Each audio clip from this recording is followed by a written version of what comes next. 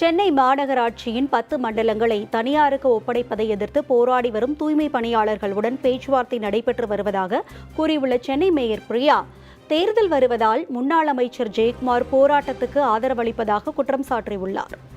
தூய்மை பணியாளர்கள் ஃபர்ஸ்ட் வேலையில் ஜாயின் பண்ணுமாறு அவங்கள தெரிவித்திருக்கிறோம். வேலையில் அவங்க சேர்ந்த பிறகு அதற்கான முடிவுகள் அரசு சார்பாக எடுக்கப்படும்.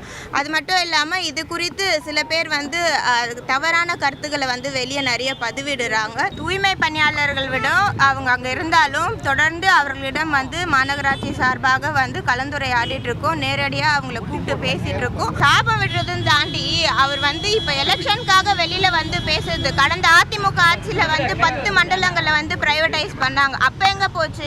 அப்போ ஏன் குரல் கொடுக்கல? அப்போ ஏன் இந்த அநீதியை தடுக்கல? 10 மண்டலங்கள் பண்ணுறதுக்கோ 2 மண்டலங்களுக்கு பண்ணுறதோ ஒன்றா? அப்போ குரல் கொடுத்துருக்கலாமே. அப்போ குரல் கொடுக்காம இப்போ குரல் கொடுக்குறது அரசியல் பண்ணுறாங்களா? இன்றைக்கு மாநகராட்சி வெளியில் இருக்கக்கூடிய தூய்மை பணியாளர்களுக்கோ கண்டிப்பாக அவர்களுக்கான பணி பாதுகாப்பு முற்றிலுமாக மாநகராட்சி சார்பாக வழங்கப்படும்ன்றதை தெரிவித்துக்கிறேன்.